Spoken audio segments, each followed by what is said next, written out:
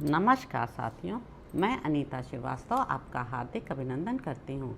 महर्षि वेदव्यास द्वारा रचित महाभारत के 184वें अध्याय में आज का प्रसंग है पांडवों का द्रुपद की राजधानी में जाकर कुम्हार के यहाँ रहना, स्वयंवर सभा का वर्णन तथा धृष्टद्युम्न की घोषणा।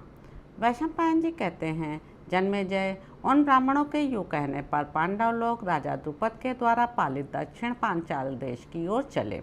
तदंतर उन पांडव वीरों को मार्ग में पाप रहित, शुद्ध चित्त एवं श्रेष्ठ महात्मा द्वैपायन मुनि का दर्शन हुआ। पांडवों ने उनका यथावत सत्कार किया और उन्होंने पांडवों का। फिर उनमें आवश्यक बातचीत हुई। वार्तालाप समाप्त होने पर व्यास जी की आज्ञा ले पांडव पुनः द्रुपद की राजधानी की ओर चल दिए। महारथी पांडव मार्ग में अनेकानेक रमणीय वन और सरोवर देखते तथा उन स्थानों में डेरा डालते हुए धीरे धीरे आगे बढ़ते गए। प्रतिदिन स्वाध्याय में तत्पर रहने वाले, पवित्र मधुर प्रकृति वाले तथा प्रियवादी पांडु कुमार इस तरह चलकर क्रमशः पांचाल देश में जा पहुँचे। द्रुपद के नगर और उसकी चारदीवारी को देखकर पांडवों ने उस समय एक कुम्हार के घर में अपने रहने की व्यवस्था की। वहाँ ब्राह्मण वृत्ति का आश्रय ले वे भिक्षा मांग कर लाते थे। इस प्रकार वहाँ पहुँचे हुए पांडव वीरों को कहीं कोई भी मनुष्य पहचान न सके। राजा द्रुपद के मन में सदा यही इच्छा रहती थी कि मैं पांडुनंदन अर्जुन के साथ द्रौपदी का ब्याह करूं, परंतु वे अपने इस मनोभाव को किसी पर प्रकट नहीं करते थे।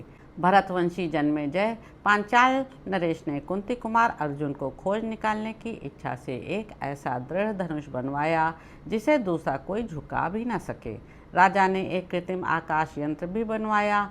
उस यंत्र के छिद्र के ऊपर उन्होंने उसी के बराबर का लक्ष्य तैयार कराकर रखवा दिया। द्रुपद ने घोषणा की, जो वीर इस धनुष पर प्रत्यंचा चढ़ाकर इन प्रस्तुत बाणों द्वारा ही यंत्र के छेद के भीतर से इसे लांघ कर लक्ष्य वेद करेगा, वही मेरी पुत्री को प्राप्त कर सकेगा। वैशंपायन जी कहते हैं, जन्मेजय, इस प्रकार राजा द्रुपद ने जब स्वयंवर की घोषणा करा दी, तब उसे सुनकर सब राजा वहाँ उनकी राजधानी में एकत्र होने लगे। बहुत से महात्मा ऋषि मुनि भी स्वयंवर देखने के लिए आए। राजन, दुर्योधन आदि कुरुवंशी भी कर्ण के साथ वहां आए थे। भिन्न भिन्न देशों से कितने ही महाभाग ब्राह्मणों ने भी पदार्पण किया। महामना राजा द्रुपद ने नरपतियों का भलीभांति स्वागत सत्कार एवं सेवा पूजा की। तत्पश्चात वे सभी नरेश स्वयंवर देखने की इच्छा से वहां रखे हुए मंचों पर बैठे। उस नगर के समस्त निवासी भी यथा स्थान आकर बैठ गए। उन सबका कोलाहल क्षुब्ध हुए समुद्र के भयंकर गर्जन के समान सुनाई पड़ता था। वहाँ की बैठक शिशुमार की आकृति में सजाई गई थी। शिशुमार के शिरोभाग में सब राजा अपने अपने मंचों पर बैठे थे। नगर से ईशान कोण में सुंदर एवं समतल भूमि पर स्वयंवर सभा का रंगमंडप सजाया गया था, जो सब ओर से सुंदर भवनों द्वारा घिरा होने के कारण बड़ी शोभा पा रहा था। उसके सब ओर चारदीवारी और खाई बनी थी। अनेक फाटक और दरवाजे उस मंडप की शोभा बढ़ा रहे थे। विचित्र चंदोवे से उस सभा भवन को सब ओर से सजाया गया था। वहाँ सैकड़ों प्रकार के बाजे बज रहे थे। बहुमूल अगरू धूप की सुगंध चारों ओर फैल रही थी। फर्श पर चंदन के जल का छिड़काव किया गया था। सब और फूलों की मालाएं और हार टंगे थे, जिससे वहाँ की शोभा बहुत बढ़ गई थी। उस रंगमंडप के चारों ओर कैलाश शिखर के समान ऊंचे और श्वेत रंग के गगनचुंबी महल बने हुए थे।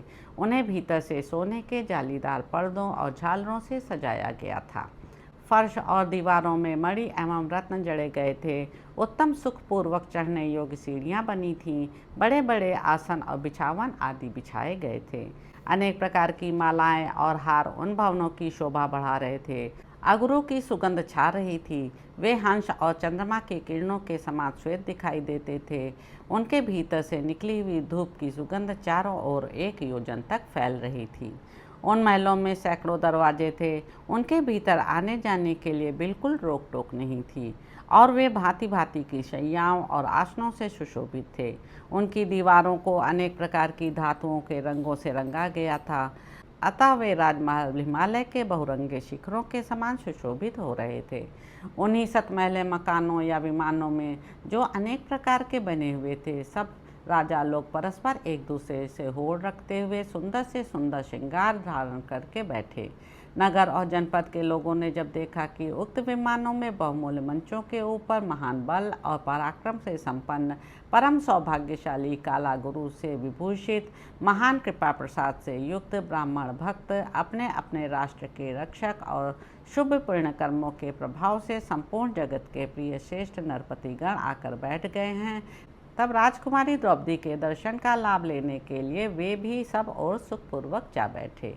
वे पांडव भी पांचाल नरेश की उस सर्वोत्तम समृद्धि का अवलोकन करते हुए ब्राह्मणों के साथ उन्हीं की पंक्ति में बैठे थे।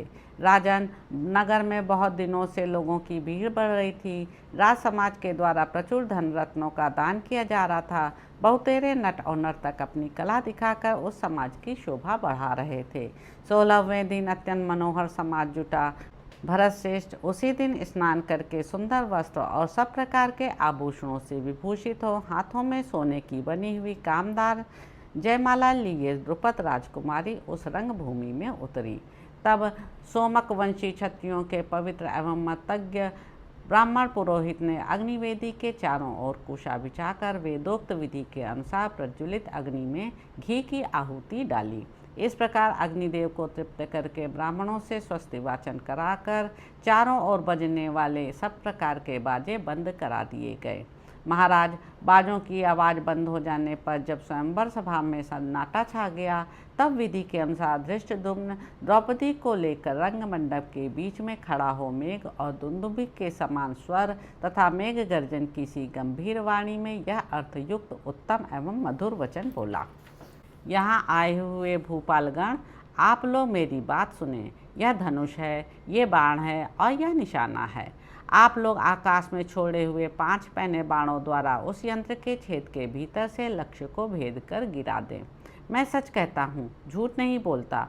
जो उत्तम कुल, सुंदर रूप और श्रेष्ठ बल से संपन्न वीर यह महान कर्म दिखाएगा, आज यह मेरी बहन कृष्णा उसी की धर्म पत्नी होगी। यूँ कहकर द्रुपद कुमार धृष्टद्युम्न ने वहाँ आए हुए राजाओं के नाम, गोत्र और पराक्रम का वर्णन करते हुए अपनी बहन द्रौपदी से इस प्रकार कहा। तो इस प्रकार साथियों, आदि पर्व के अंतर्गत स्वयंवर पर्व में धृष्टद्युम्न वाक्य विषयक 184वां अध्याय पूरा हुआ। इसके अगले अंक में आप जानेंगे कि धृष्टद्युम्न का द्रौपदी को स्वयंवर में आए हुए राजाओं का परिचय देना।